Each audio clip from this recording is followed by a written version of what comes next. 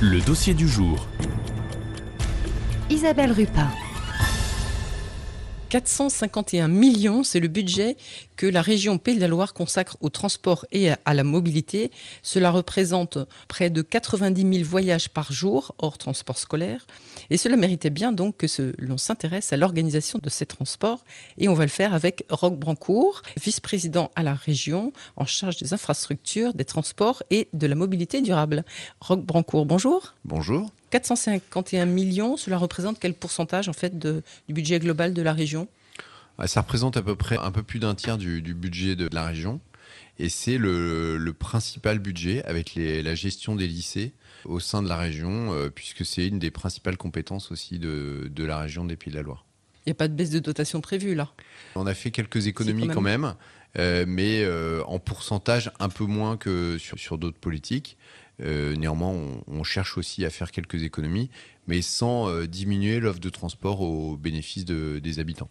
Si on parle des compétences de la région en matière de transport, où commence-t-elle, où s'arrête-t-elle ? Alors, ce qu'on peut retenir, c'est que les transports publics, en France, ils sont organisés localement, principalement par deux collectivités, soit les agglomérations pour les transports urbains. Donc en Mayenne, eh bien, tout le périmètre de Laval Agglomération, c'est Laval Agglomération qui gère les transports publics. Et puis en dehors des agglomérations, donc tout le reste de la Mayenne, par exemple, eh bien, c'est la région qui a la responsabilité de faire circuler les lignes régulières de car, les transports scolaires, le TER, les transports à la demande. Par exemple, en Mayenne, ça représente quotidiennement plus de 12 000 élèves qui sont transportés par les services gérés par la région Alléop scolaire. Vos compétences, même si elles s'arrêtent en principe à l'agglomération, ça n'empêche qu'un élève que vous avez pris hors agglomération lavalloise, par exemple à Évron, vous allez l'emmener jusque dans le centre de Laval. Vous n'allez pas le laisser aux portes de l'agglomération. En dehors de l'agglomération et depuis l'extérieur de l'agglomération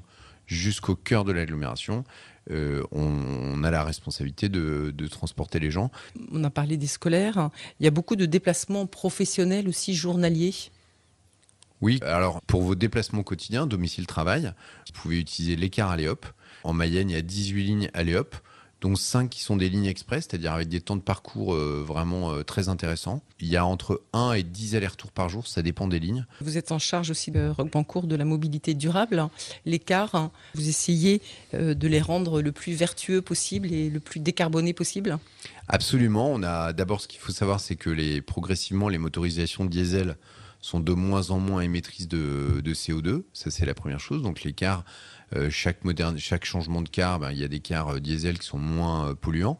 Et puis maintenant, de plus en plus, on demande aux transporteurs de s'équiper de cars qui roulent au bio-GNV, c'est-à-dire au biogaz, ou alors éventuellement à l'électrique. Il y a une ligne qui fonctionne entre Cran et Laval en électrique en Mayenne aujourd'hui. C'est relativement rare encore les cars électriques parce que d'abord, il faut savoir que c'est des cars qui viennent de Chine ou d'Asie. Oui. On n'a pas vraiment encore de fabricants de batteries en Europe. Et puis, donc, c'est plutôt le biogaz qui tient la corde pour décarboner les transports par car aujourd'hui. Puisqu'on parle de mobilité durable, forcément, on aurait tendance à privilégier le train. Ça aussi, c'est une compétence régionale. Exactement. Alors, en matière de train, les régions ont la responsabilité de faire fonctionner ce qu'on appelle les TER, c'est-à-dire les trains express régionaux, sachant que la région, elle, n'a pas la responsabilité de gérer les TGV, par exemple.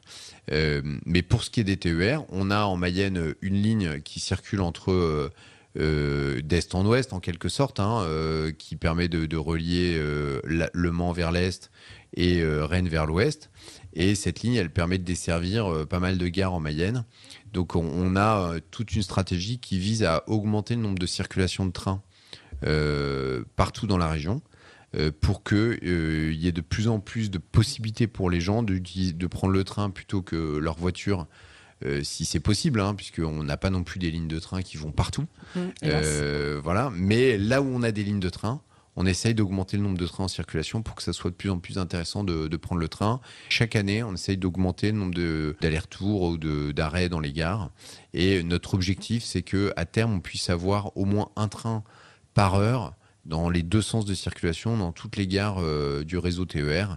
Et il n'y a pas de projet de réouvrir des lignes qui ont été fermées par le passé ?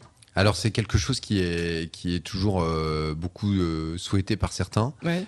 mais malheureusement c'est souvent quelque chose, chaque fois qu'on réétudie la possibilité de le faire, souvent on recule un peu parce que c'est des coûts très importants de réouvrir des lignes de car pour souvent de train pardon, pour souvent un bénéfice pas si évident que ça, parce que il faudrait, pour que le train soit intéressant, il faut aussi qu'il y ait beaucoup de circulation de train.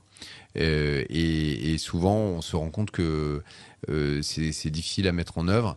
Et puis l'autre chose qu'il faut que tout le monde ait à l'esprit, c'est qu'on a aussi beaucoup de dépenses à faire sur notre réseau existant. Bien, merci Roch Brancourt. Je rappelle que vous êtes vice-président. Bien, merci Roch Brancourt en tant que vice-président à la région de ces quelques éléments sur le transport en compétences régionales. Et puis j'invite nos auditeurs qui voudraient connaître l'intégralité de cet entretien à retrouver l'intégralité de cet entretien la semaine prochaine dans l'invité du MEN.